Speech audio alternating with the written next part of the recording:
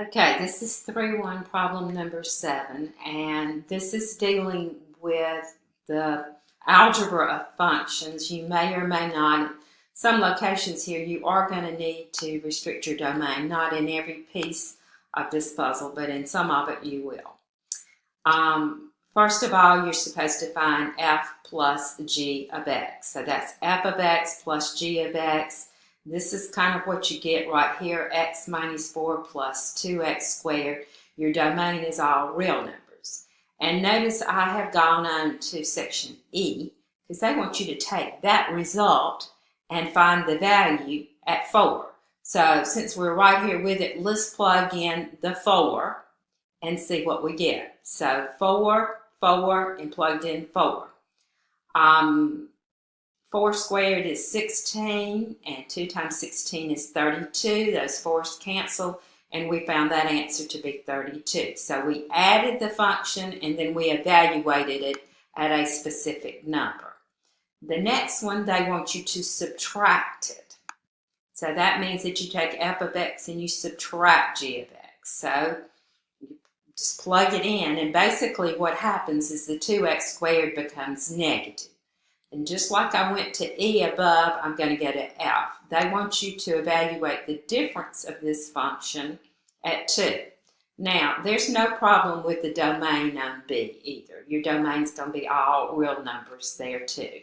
Your real problem comes when you start dividing on this section. So I plug in 2. 2 squared is 4. 2 times 4 is 8. 2 minus 4, negative 2 minus 8, negative 10. Okay, the C, they want you to multiply these two. A little bit more can be involved when you multiply. 2x squared times x is 2x cubed. 2x squared times negative 4 is negative 8x squared. But it's still a polynomial, and your domain is still going to be all real numbers. And so from C, back it up with G. And f times g of 3. You plug in 3 to what we just found. 3 cubed is 27. 27 times 2 is 54. You plugged in 3 here. 3 squared was 9, and 8 times 9 is 72. Do the arithmetic, and you get negative 18. The f, which would be the division, they want you to divide the two functions. So you would have f of x divided by g of x. F of x, remember, was x minus 4. G of x was 2x squared. Now you have a fraction, so your domain has a problem. So 2x squared can't equal 0. Divide by 2, x squared can't equal 0.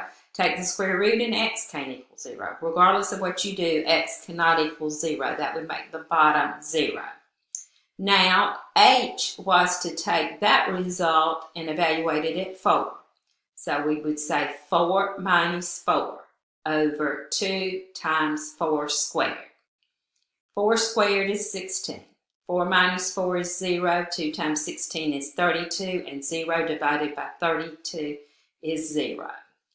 And that completes the example problems for section 1.